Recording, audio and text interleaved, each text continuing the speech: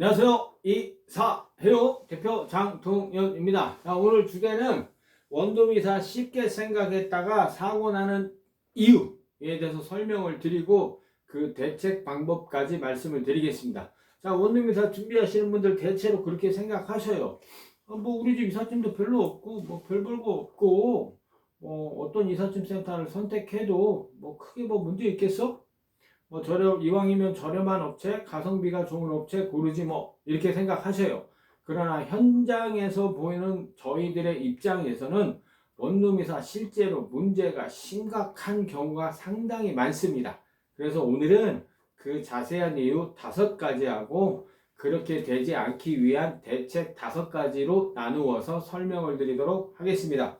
자, 첫 번째는 뭐냐면 용달이사, 원룸이사 기사님들이 이사 예약을 취소하시거나 하청을 주는 경우가 있어요.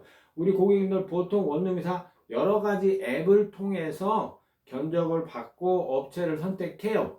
근데 이제 어떤 앱에서는 그러니까 플랫폼만 제공해 주는 거죠. 너희들끼리 계약하고 알아서 해. 난 책임이 없어. 이런 플랫폼이 있고 어떤 플랫폼은 문제가 생겼을 때 약간의 중재를 하는 경우도 있어요. 그래서 약간의 중재를 해주는 경우에는 페널티를 주는 거죠. 어떤 거든. 그런 데에는 취소를 하지 않지만 나보다 일이 훨씬 없는 업체한테 아니면 그분한테 일을 넘기는 거예요.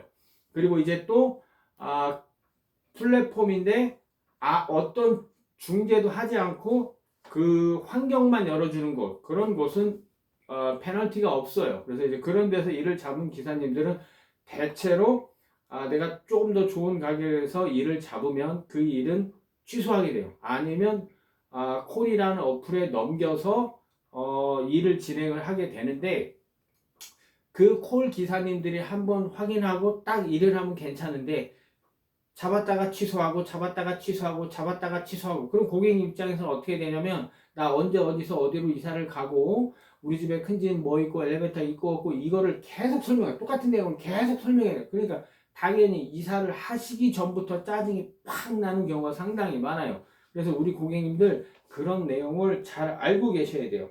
그리고 또 원룸 이사 같은 경우는 오전에 한 건, 오후에 한 건 이렇게 충분히 가능해요. 왜냐면 포장이사, 포장이사 이렇게 하시는 게 아니고 뭐 반포장이사, 일반이사 이런 식으로 진행하시는 경우가 많기 때문에 2건이 가능해요. 근데 이제 오후 시간을 예약했는데 오전에 예약하신 기사님이 어떤 피치 못할 사정들로 이사가 늦어져서 오후 시간은 시간 약속을 지키지 못할 때가 굉장히 많습니다. 자, 2번째는 뭐냐면 시간에 쫓겨서 이사의 질이 상당히 떨어진다는 거예요.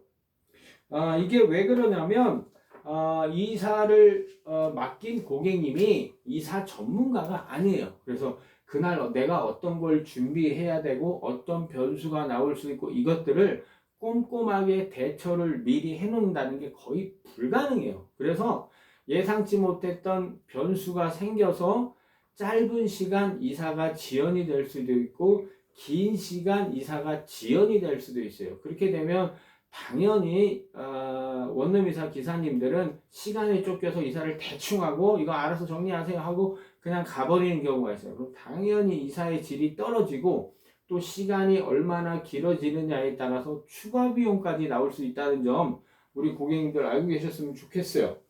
자, 그리고 이삿짐의 양을 퀴즈처럼 확인을 해요. 뭐냐면 내가 이제 이 일 끝나고 어디를 방문 견적 가거나 전화 통화로 긴 시간 꼼꼼하게 체크를 하는 게 어떤 기사님께는 굉장히 힘든 일이에요.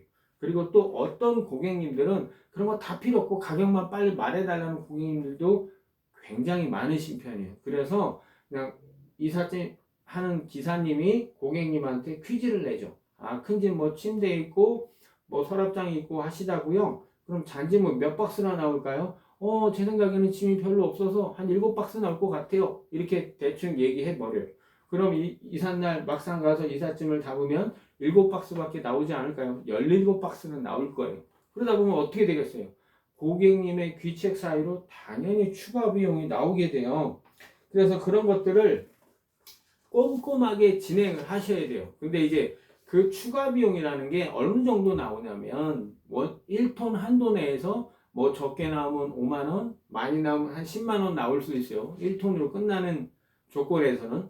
근데 5만 원 정도면 B급 기사님과 A급 기사님의 이사 비용 차이. 10만 원이라면 C급 기사와 A급 기사의 비용 차이 굉장히 큰 거죠. 그러면 우리 고객님들 생각하실 때 A급 기사의 비용을 지불하면서 C급 기사를 이용하실 이유가 있을까요? 없을까요? 그렇죠. 우리 고객님들 이사 준비하실 때 너무 가성비 따지지 마세요. 반드시 후회하실 수 있어요. 자, 네 번째는 뭐냐면 지금 집과 새 집의 환경을 아주 정확하게 설명해 주셔야 돼요.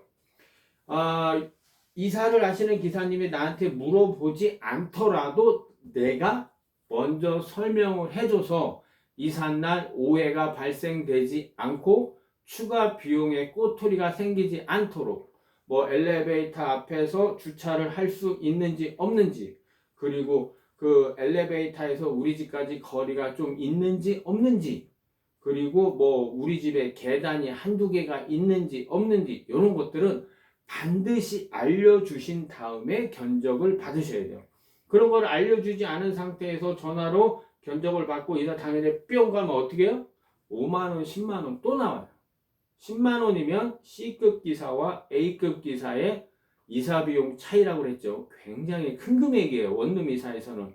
그렇기 때문에 우리 고객님들 내가 내 집의 조건, 내가 새로 이사 갈 집의 조건 자세하게 설명해 주시는 게 좋아요. 자, 그리고 다섯 번째는 뭐냐면 수준 미달의 기사님들이 상당히 많아요. 이삿짐센터에서 10년, 20년 이제 일을 하시다가 나 힘들어. 이제 가정집은 못하겠어. 나 원룸이나 할래. 하고 넘어오신 분들은 아주 잘하세요. 아주 친절하고 아주 일도 잘하시고 뭐 이렇게 말도 많이 없으셔요. 그러나 지금 막 시작한 기사님 또는 용달 운송만 하다가 일이 없을 때, 주말 같을 때 뭐 원룸 이사만 한 건 하시는 분, 그분들은 좀 수준이 떨어지죠. 근데 우리 고객님 입장에서 A급 기사와 B급 기사와 C급 기사를 나누어서 구분할 수 있느냐? 불가능하죠. 그러면 어떻게 파악을 해야 되냐? 견적을 받으셔서 제일 높은 데는 A급, 중간이 B급, 제일 낮은 데가 C급. 금액과 이사 비용과 기사님의 능력이 비례한다. 이렇게 보시면 돼요. 자, 그리고 아직 가끔 계약서를 작성하지 않으신 분들이 있어요. 왜 그러냐면 내가 이 플랫폼을 통해서 계약을 했고, 그다음에 나는 분명히 전화 통화를 했고 해가지고 계약서 안 쓰시는 분들이 있어요. 안 쓰셔도 되는데 문자로 증거는 남기시는 게 좋아요. 날짜, 장소, 금액, 계약금 얼마, 잔금 얼마, 이 정도는 반드시 남기시는 게 좋아요. 자, 그래서 오늘 원룸 이사 잘하는 방법에 대해서 설명을 드릴게요. 자, 견적을 받을 때 전화통화만 하지 마시고 반드시 내 집의 사진 두세 장은 전송해 주신 다음에 통화를 하셔요. 자, 그리고 지금 집과 새 집, 양쪽 집 주차 가능 여부, 이동 동선, 계단 여부, 이런 것들을 아주 자세하게 설명을 해 주시고요. 자, 그리고 일반 이사를 하시든 반포장 이사를 하시든 포장 이사를 하시든 내가 협의한 내용대로, 계약서 내용대로 준비를 꼭 하셔야 꼬투리 잡히지 않으시고 추가 비용 발생하지 않습니다. 자, 그리고 네 번째, 이건 뭐 원룸 용달 뭐 가정집 이사 다 똑같아요. 하루 이틀 전에 기사님께 반드시 전화해서 이사 확인 한 번 더 해주셔야 돼요. 그리고 마지막으로 말씀드렸듯이 계약서나 문자로 금액이나 특약사항 같은 것들은 반드시 남겨주셔야 됩니다.